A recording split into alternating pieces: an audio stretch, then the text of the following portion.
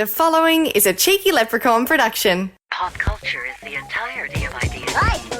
Me, Mario. Let the bass kick. I am the greatest. Holy eggshell! I am your father.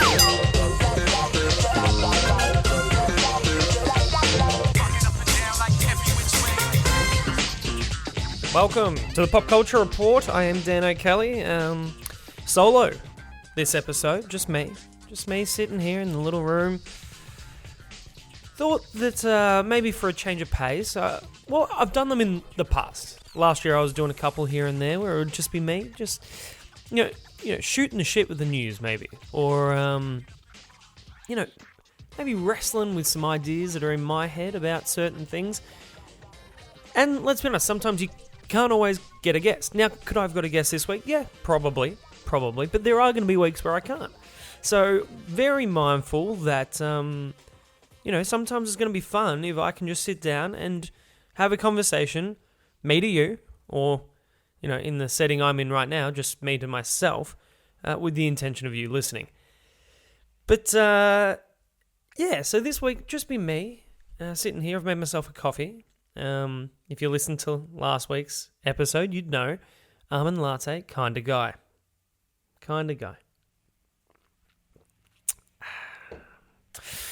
So, what's happened this week? There's been a bit to talk about, but largely this episode, the thing I'm going to tackle, there's going to be two things I'll tackle for the most part. We're going to look at Birds of Prey and, the fantastical emancipation of one Harley Quinn. I think that's what it's called, the extended title. That's the extended title, but let's be honest, if you've been up to date with this, you know that Warner Brothers panicked a little bit once they fired their shot that was Birds of Prey, and they released it, and it I don't know what they were expecting. They sort of, I don't know if Warner Brothers acted like this based on the public's perception of if the film was failing, or if Warner Brothers genuinely felt it was. I mean, opening weekend in the States, it made 33 mil, which it's a film that has, yes, Harley Quinn, which, let's be honest, traditionally is the sidekick of the Joker. There's no Joker in this. There's no Batman in this. But Harley Quinn has proven, in Suicide Squad, she was the hit. That was the talking point. That's what everyone took away. How good is Harley Quinn? Harley Quinn is, by all means, a pop culture phenomenon herself. But it's like they were expecting this to be, Iron Man 1, or, one of those films that sort of took everyone by surprise, and the studio was able to sit back and say, see, we told you. I never expected that from Birds of Prey. Not at all. Initially, my reaction when they announced Birds of Prey was, whoa, why are we having that? Why? I mean, I'd heard stories that, hey, they're going to do a Harley Quinn movie, and I was like, yeah, all right, cool, I guess. There was talk of them making, oh, goodness gracious, what's that? Harley Quinn. I'll come back to that. But, there was talk that it was going to be a Harley Quinn and maybe Joker movie. Joker, Mad Love, thank you. That's the comic I was thinking of. Iconic comic book, graphic novel, actually. And there was talk that they were maybe going to do that. And I believe at one point the writers attached to that were the creators of This Is Us, the very, very emotional TV show that myself and Georgia, my girlfriend, are currently watching. Love it. Fantastic TV show. Hugely emotional, though. So I was really excited by the concept of, hey, these people that have created this fantastic TV show are going to tackle the romance, I guess, of Harley Quinn and Joker. But that wasn't to be. I mean, one thing led to another, let's be honest. Jared Leto's Joker was not overly well received, and it copped an extra little kick in the face with Joaquin Phoenix Joker film. So that's done. But back to my main point, which was I don't know if they were really expecting this to be some sort of pop culture phenomenon, I guess, is what I'm looking for. One of the comic book movies, similar to Joker, where they sit back and they go, who would have thought that this could be this successful? I think for what it is, it's doing pretty well. It's doing all right. It's not doing the same numbers as Avengers Endgame, but nothing's gonna at this point. Nothing is going to. So I did. I finally went to the movie, though. I went and had a look and sussed it all out for myself. And I think I need to turn myself up a little bit here. Hang on. That's maybe a little bit better. And went to a nice 4 o'clock session. Had the day off. Go in. It's fantastic, isn't it? I love going to the movies. You go in, little popcorn, a couple of treats, and settled in for a 4 o'clock session of Birds of Prey. And admittedly was sitting there with average expectations. My expectations started incredibly low for this film.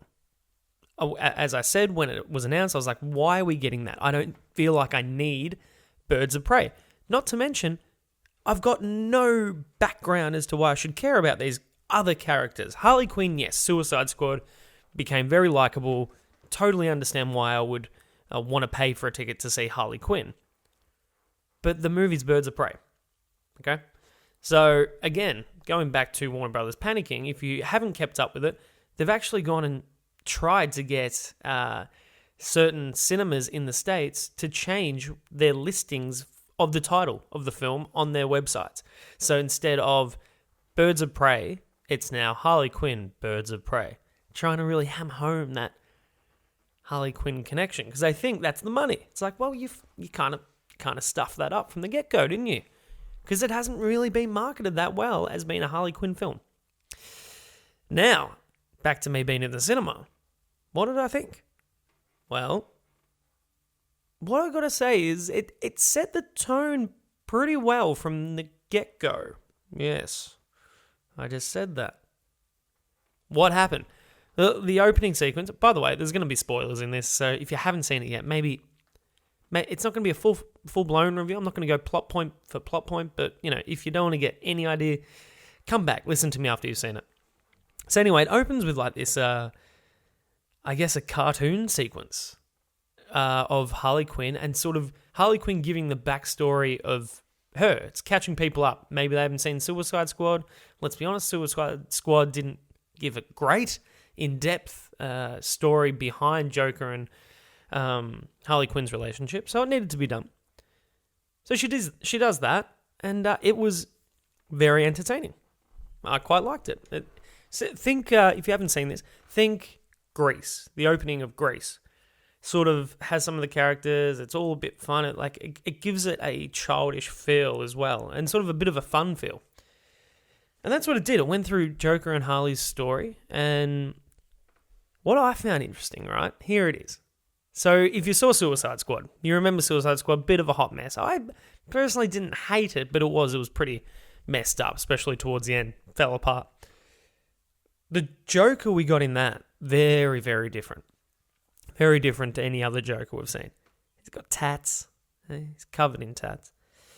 And he was like this gangster, which, it was like... I still don't think I like it, to be honest. I don't think I really care for it. He would get around in like a bit of bling. He had a grill, teeth grill. One of those gangster teeth grills. And, it was a miss. It was a swing and a miss. So what I thought was interesting was, yes, okay, we've probably come to terms with the fact we're not getting Jared Leto back as a Joker anytime soon. Secondly, there's a bit of a rethink of, did Joker look the way Joker should have looked? Were the tats too much? Was the bling... Was there a missed opportunity there? Well, this movie would give you that impression, because, here's the thing, in this opening sequence of the cartoon opening... The Joker they've depicted in the cartoon, is very traditional comic book / cartoon Joker. No tats, no bling, certainly no grills. I'm talking traditional purple suit, little orange tie or green tie and orange like flower on his chest. Sometimes even the hat, the purple Joker hat, which is synonymous with the Mark Hamill animated series Joker, whatever. And that it was kind of almost like, no, this is the Joker. This is the proper Joker. The other one that you should really associate with me, Harley Quinn, from Suicide Squad, let's try and get you to forget about that. Now, there are a couple of moments throughout the movie where there is little shots or flashes of, live action Joker, but sort of like from behind or like very fleeting. So you don't actually, it's not Jared Leto, put it that way. It's not. It's just somebody that's done up to look like Joker. And even then, the attire, the lack of tats, it's all very trying to change the perception of what you think of as Joker. Which, you know what, I'm fine with, because, they stuffed that in Suicide Squad. Totally stuffed it. So yeah, the opening sequence was pretty fun. I was with Georgia, and she looked at me. She was like, "Hey, that was good." And I was like, "Yeah. I think we're both surprised at this point. Okay, I feel like it set the tone, and it launches into it. And now the movie, first of all, this should have been called Harley Quinn. I think it's certainly her movie. Absolutely, it is. It all centers around her. Not to mention, she's the best bit in it. Now that shouldn't be a surprise to anyone. I'm not going to bury the lead. Harley Quinn, best thing in this movie. I'll get to that. I'll get to blowing up Margot Robbie a little bit later on. So there wasn't a need for the film, right? That's fine. Yes, it's loud, very loud when it starts. Yeah, there's certain things in this film where reality is blown out the window. You're sort of forced to go straight away, well, that could never happen. But what I like about that was it fits in a Harley Quinn movie. Harley Quinn is so psychotic, right? She's so psychotic that realistically, what happens in her head is very different to what is actually happening in real life, which is hilarious given that her background is a psychologist. She's a what do they call it? A shrink. That's how she started. So what a good example of it was around probably in the first half hour of the film, we've got Black Mask. Now, quick detour, Black Mask, Ewan McGregor. Okay. Really good baddie. Yeah. Black Mask I've obviously known about from the comics and stuff, but there's something about what Ewan McGregor did here. He did not hold back. It was slightly... You forget that it's Ewan McGregor. Everyone knows Ewan McGregor at this point, but this guy, he went completely insane for this movie. He was hateable. He was really hateable to the point where you forget that, those actors that are able to sort of, they're so famous that that's who they are. But there's the occasional actor that, yes, they have that fame. Yes, you look at them on screen, you go, it's Brad Pitt. But they're so good, you're able to forget that at certain points. You're like, holy shit, this character's a piece of shit. That was Ewan McGregor, which I thought was really impressive. Here's one thing I don't like about what happened with his character progression. Again, spoilers. In the end, he dies, right? Blown up to smithereens. You see it right in front of you. And again, I shouldn't think this way because people are going to be like, it's not all about the one, character, or it doesn't all have to be about the men, it could be about the girls kicking ass. Yeah, okay, I get that. But there's something about when there is a bad person in Gotham City, I want to see Batman kick the shit out of them. There's just something there's a little part of me, especially when it's a guy. When it's a guy, I just want to see him get the shit kicked out of him by Batman. There's something about that. And especially when you're a piece of shit like Black Mask was in this, he deserves it. What they did so well about this, right? So if you at any point were like, yeah, this guy's pretty bad. He's pretty bad. He's a gangster. We saw him literally skin people's faces off. Just shredded their faces off, hang upside down. A family. It was really dark. And I was like, yeah, that's gross. That's gross. What hit home the most was at a point in Black Mask's club when he makes this woman stand up on the table, makes her boyfriend cut her dress off her, and then makes her dance while she cries. At that point, I was like, oh, okay, where's Batman? Somebody needs to kick the shit out of this guy. This is ridiculous. My point is that they made him really unlikable in a really, really good way. So Ewan McGregor deserves props for that because he was fantastic. Look, what else in the film? There was things I didn't like. Renee Montoya, the actor Rosie Perez, it fell flat for me. The character I didn't care enough about. I didn't give a crap, to be honest. I think the reason why was the other girl. So, if you haven't seen it, Renee Montoya makes up one of the birds of prey in the end. Spoilers. So, the whole plot of the movie is Harley Quinn gets broken up by the Joker. So, he dumps her, and you're empathizing with her about that. The plot is she was untouchable when she was dating the Joker, which makes sense. No one wants to get on the bad side of the Joker, therefore Harley could get away with anything. People start finding out she's broken up with the Joker. People start wanting to kill Harley Quinn. In the process of this, a diamond is stolen from Black Mask, and it is stolen by Cassandra Cain, who is an orphan in Gotham City. If you're not familiar with Cassandra Cain, she goes on in the comics to become Batgirl at one point. She even goes on to be known as Cassandra Wayne at one point because, spoilers, she's taken in by Bruce. That doesn't happen in this movie. So, Cassandra Cain is an orphan in Gotham City and she's a pickpocket. That's all she is. And she goes around the streets pickpocketing certain things from people, and she happens to pickpocket a diamond out of Black Mask's henchman's pocket. That was a mouthful. So she does this, right? And in the process of Black Mask being one of the many that want to kill Harley Quinn, as well as Renee Montoya and, Black Canary by default wants to kill her, but everyone wants to kill Harley Quinn. Black Mask gets her. Harley Quinn knows the diamond was stolen. She's like, I can get the diamond for you. Suddenly, Harley Quinn's off to try and get Cassandra Cain, who has the diamond. Black Mask sets a bounty on Cassandra Cain's head, because the deal that he cut with Harley was, look, you can live if you get the diamond. He kind of still wants to kill Harley Quinn. So he sets a bounty to try and get every other mercenary in Gotham City to go after Cassandra Cain too, hoping one of them get the diamond and the girl, therefore he can still kill Harley. Apparently Black Mask is a man of his word, even though he's still trying to get around, holding his word by setting the bounty, which it's a little bit contradictory. But anyway, it works nonetheless. So that's what we're faced with, okay?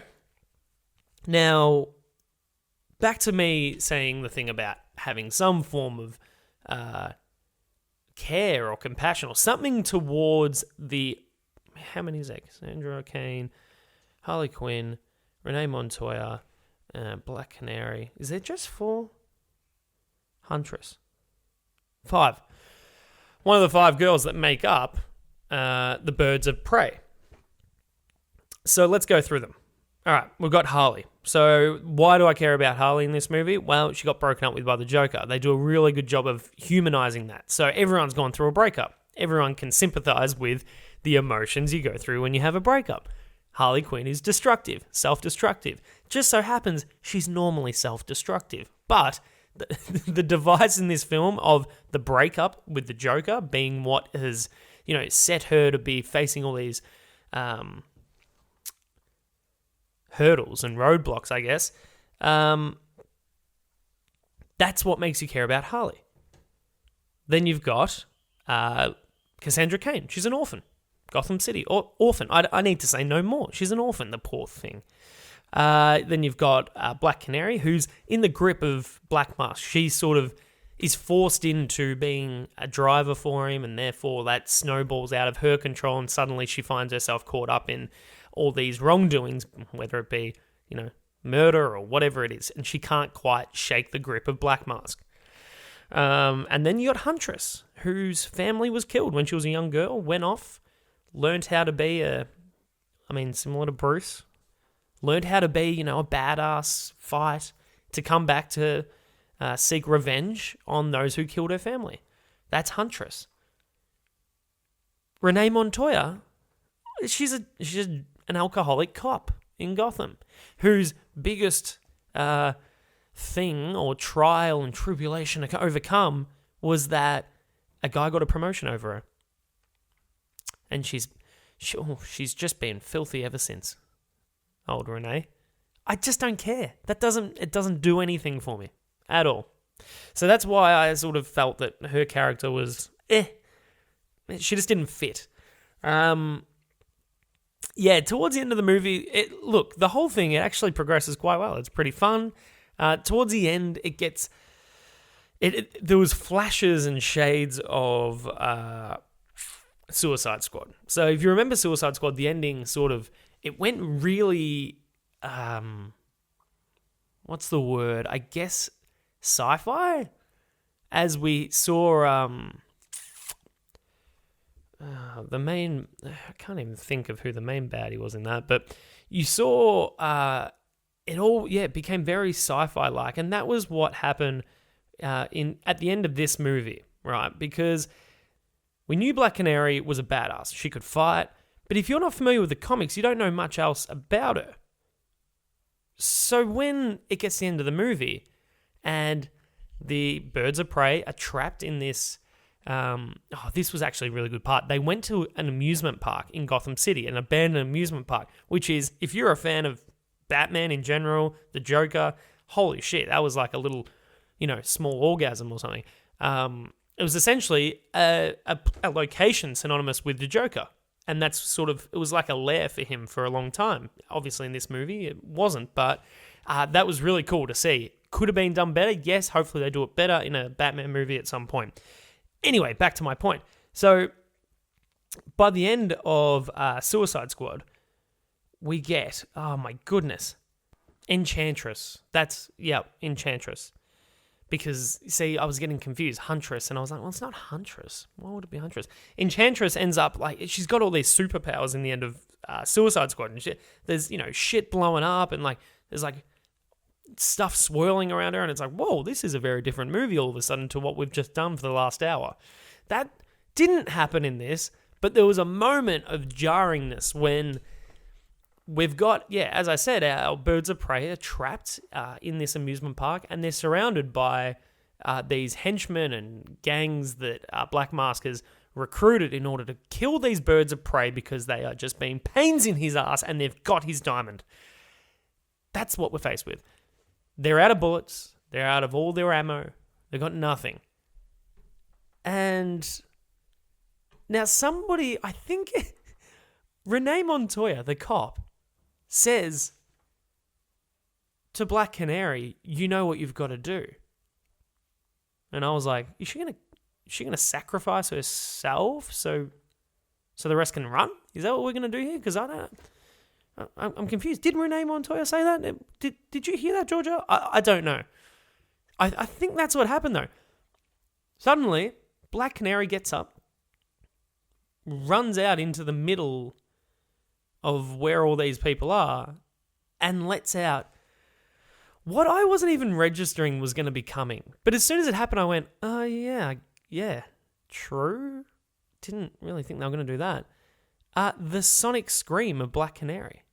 A superpower. Just launched out a superpower, just like that. No one else in the movie has superpowers.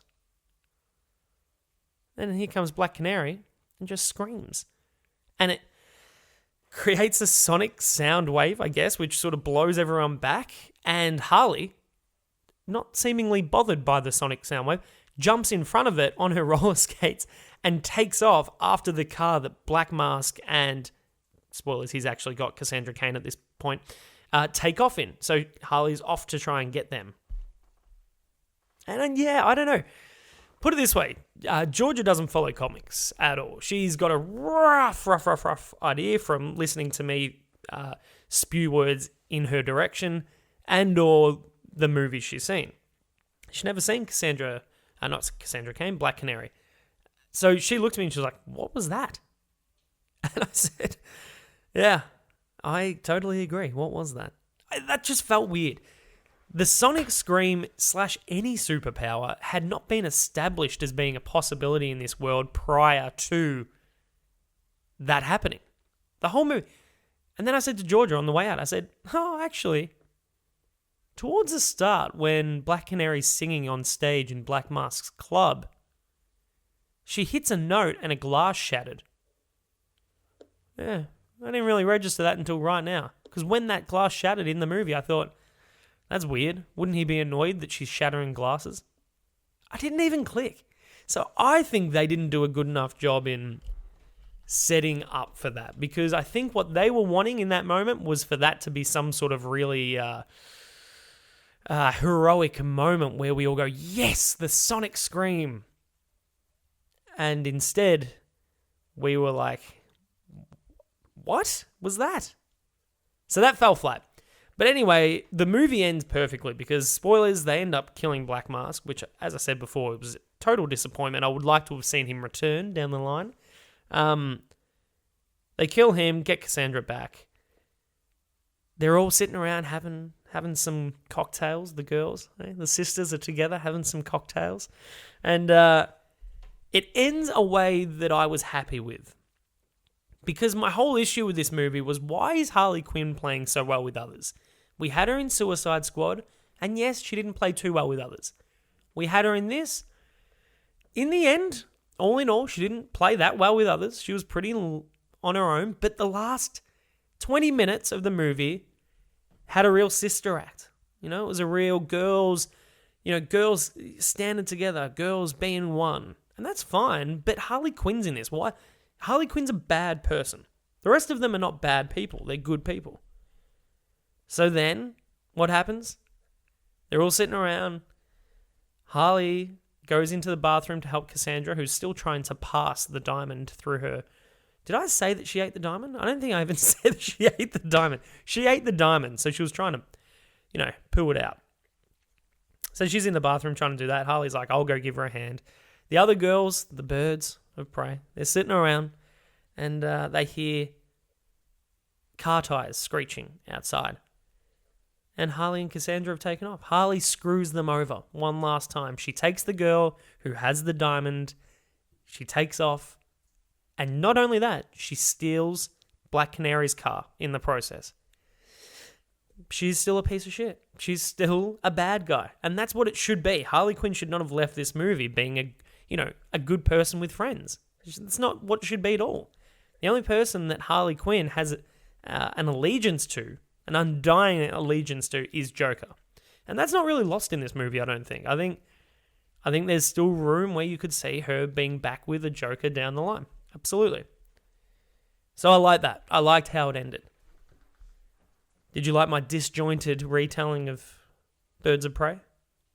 Oh, I forgot the best bit. Speaking of disjointed.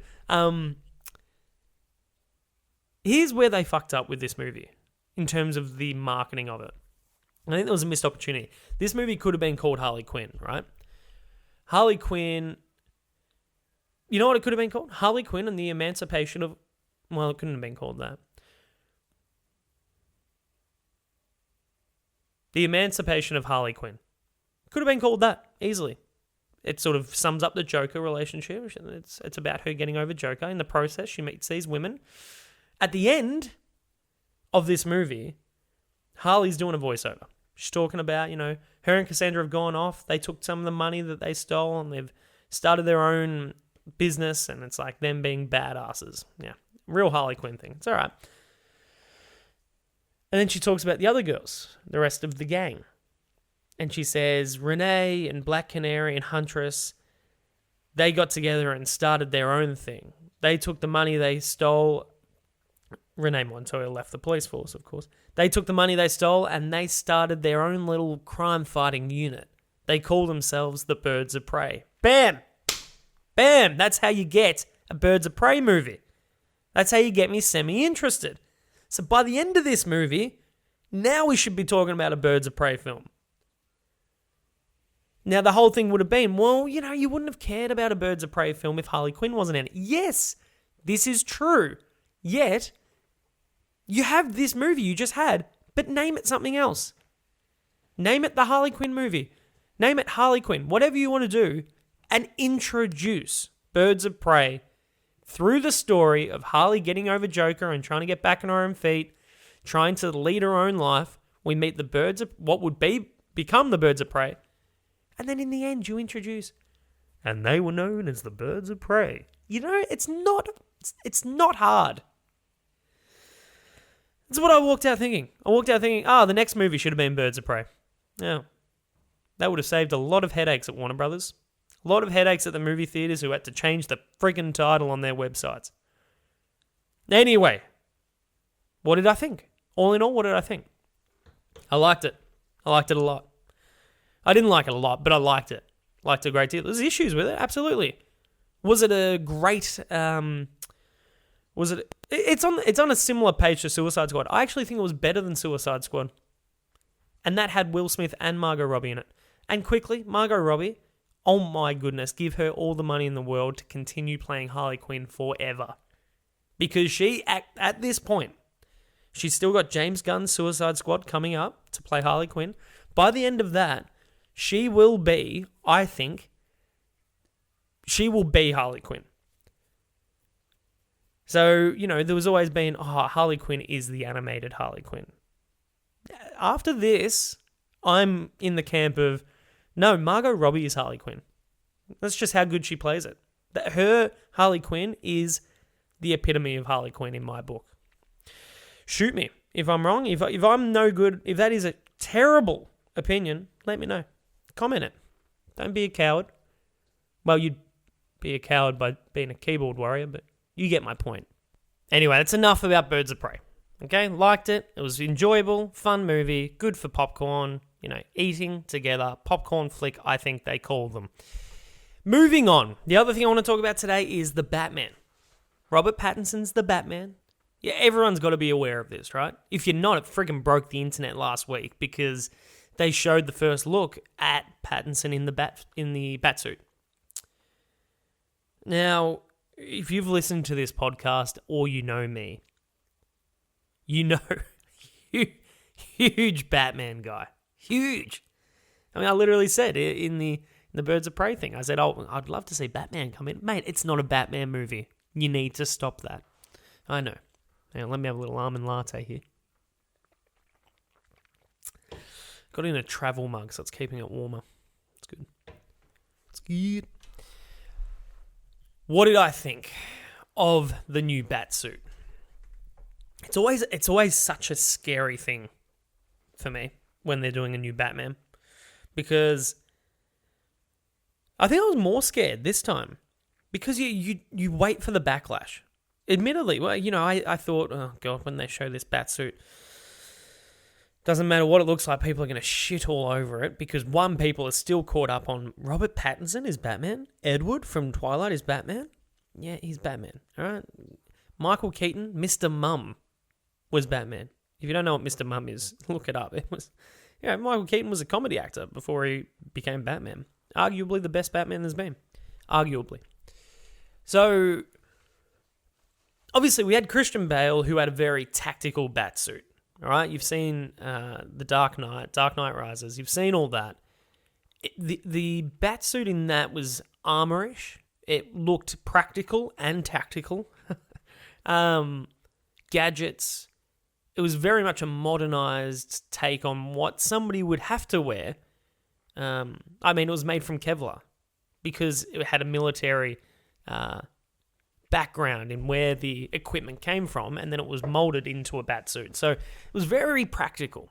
If I was rich and then I wanted to be Batman, that's probably the Batsuit I would need in order to, do it successfully.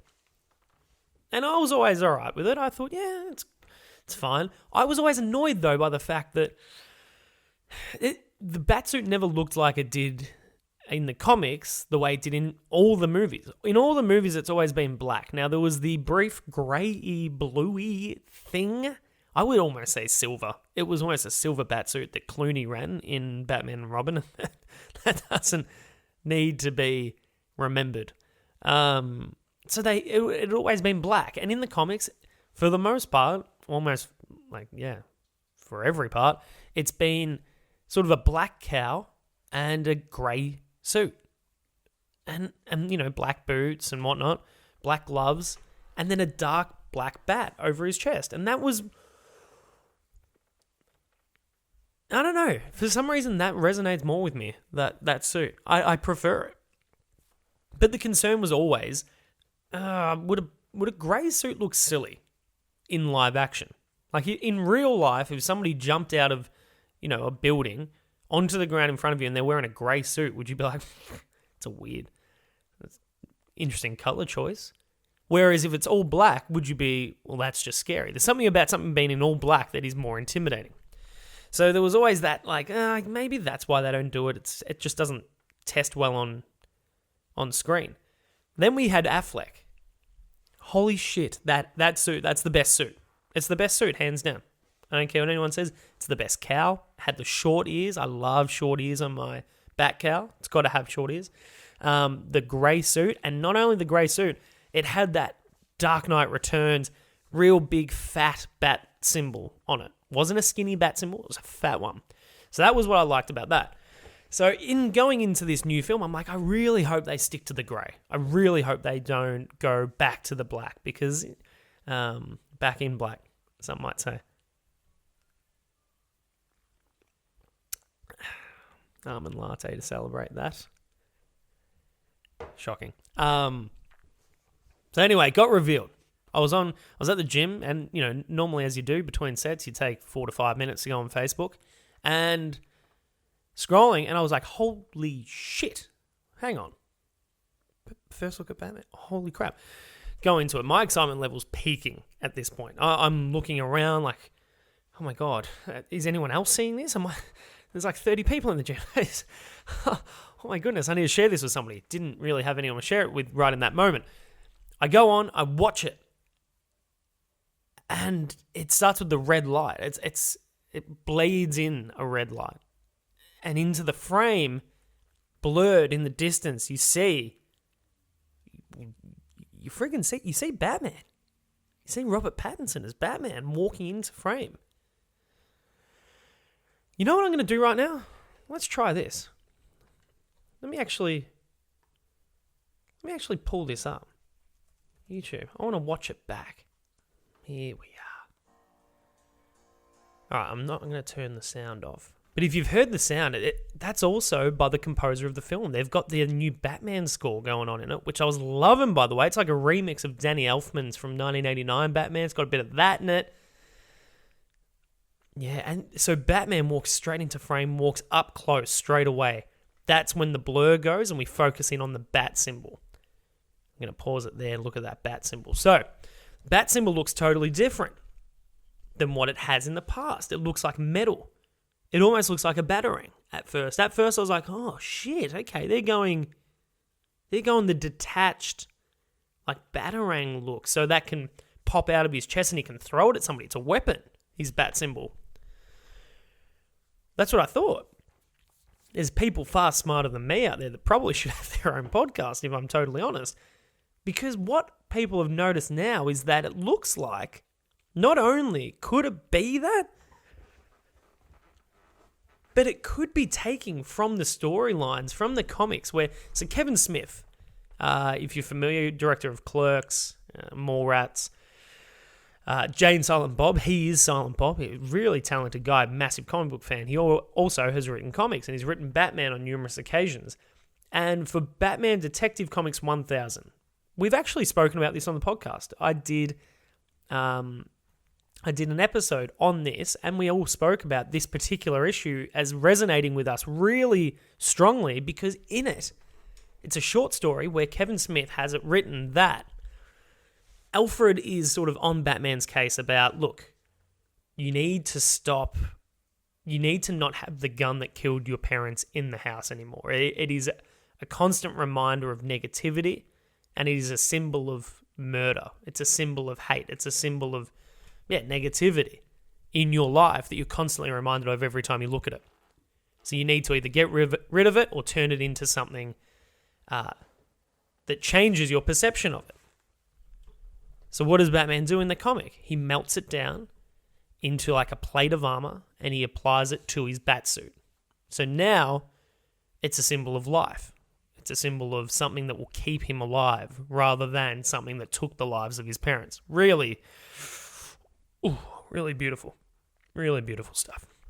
I'm not crying. And anyway, somebody has noticed the bat symbol on the Batsuit. Yes, it's metal looking. Yes, it looks like it could pop out. But yes, it actually looks like a cut-up gun. A gun that has been dismantled to a point where he's turned it and shaped it into the shape of a bat and applied it to his Batsuit. Holy shit, right? Holy shit. So that's what it looks like we're getting. We're going to be getting, I'm hoping, because if not, we're all going to be really disappointed. We're hoping that this Batman has put the gun that killed his parents into the symbol that killed his parents, turned it into a symbol of hope that is the symbol of the bat. Good stuff. Now, the rest of the suit looks really tactical. Looks very much like the Christian Bale-esque one, but also like the Arkham video game. So you'll see in that opening shot, his shoulder pads are like moving up and down, almost like they're, I don't want to say robotic, but they're like hydraulic? I don't know. There's something about the suit that it looks like it has some sort of mobility to it that is different to like anything else we've seen. And then we pan up and we get a shot of the cowl, the bat cowl, the mask. If you don't know what the hell I'm talking about when I say a bat cowl. This is different. This is different. And there'd been whispers of the director, Matt Reeves. He wanted to take inspiration from things that he loved about Batman growing up. He was a big Batman fan when he was younger. And one of the things he loved most was oh, God, it's concerning to even say. Batman 66, or the Batman TV series from the 60s, I think. Yeah, it must have been. Now, if you're not familiar, that's the campy Batman TV show.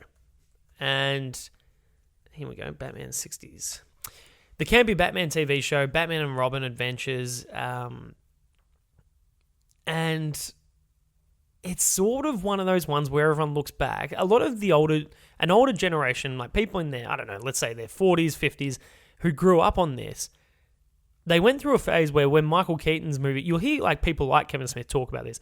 When the 1989 Batman, Michael Keaton's came out, they were like, oh, this is Batman. Like, that other Batman, he was no good at all. What are we all bloody, why did we love that so much? That's campy Batman. That's like child kiddie Batman. Adam West Batman. That's who was playing Batman at that time. So they don't like that. It has this negative connotation to it where you're like, that's no good. No good at all. Well, interesting, because as soon as he said that he was taking inspiration from that, I was like, oh God. I'd heard he was like, maybe there's going to be influences on the Batsuit of that, and I was like, oh my goodness. If he goes full like Adam West Batsuit, I'm not going to be happy at all. Well, we see it in the cowl. We see it in the cowl. Because in this cowl, the nose is the first giveaway to me. The nose, you see, there's nothing covering the bottom of the nose. That's the first giveaway. Usually on a bat cowl, the nose is totally covered, whether it be on front or underneath where the nostrils would be. It's all covered with mask. On this, not so. The nostrils are exposed. Interesting. The shape of the mask. So there's no like jawline protection. It's exposed jawline. A pretty far back cut on the actual. So like a lot of the cheek is exposed. So it's pretty. The mouth area and cheek area are all pretty exposed. So you look up, you got the mask. It's all very round, almost. We haven't seen the ears.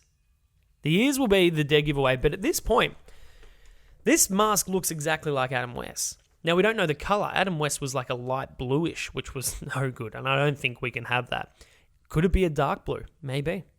Maybe they're going to go full comics and have a dark grey suit and a dark blue cowl and cape.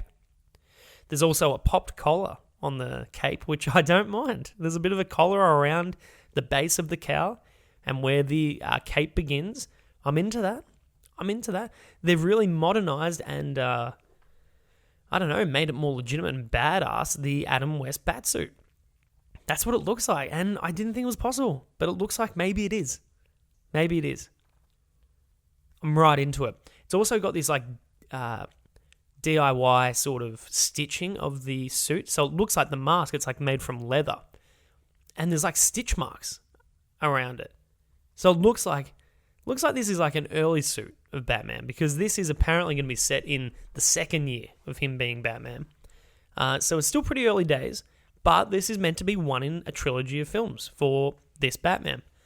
So, I mean, you know, you're going to get variations of the suit as you go on. This could be an early prototype that he's sort of working on. Hell, there could be another suit brought out during the movie like there was for Affleck. You know, he had the armored suit, he had the normal suit, he then had the tactical Batsuit in Justice League. He had 3 suits and he was only in, well, properly, he was only in 2 movies. Yeah, I like it. I like it a lot. Really like what I'm seeing. The biggest thing to remember as well is you don't really get a good idea from it in this.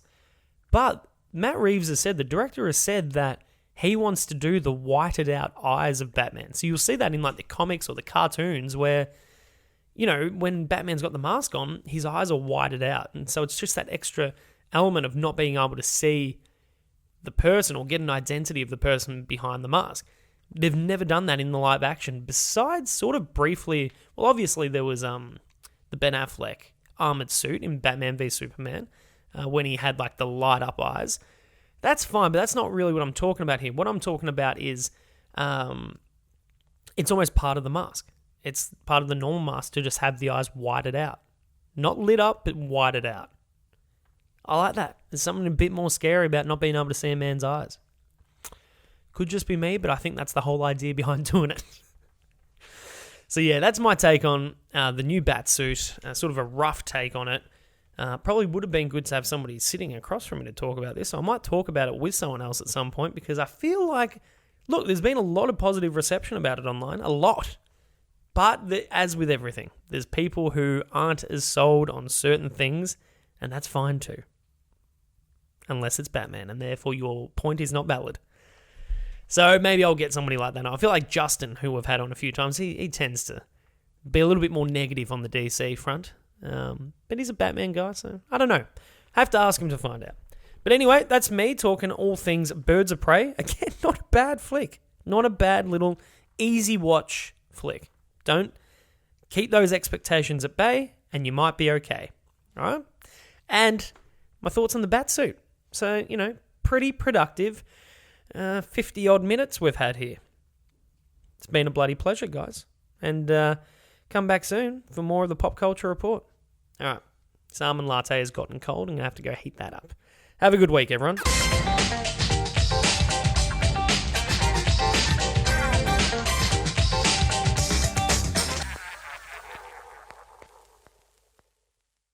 This has been a Cheeky Leprechaun production.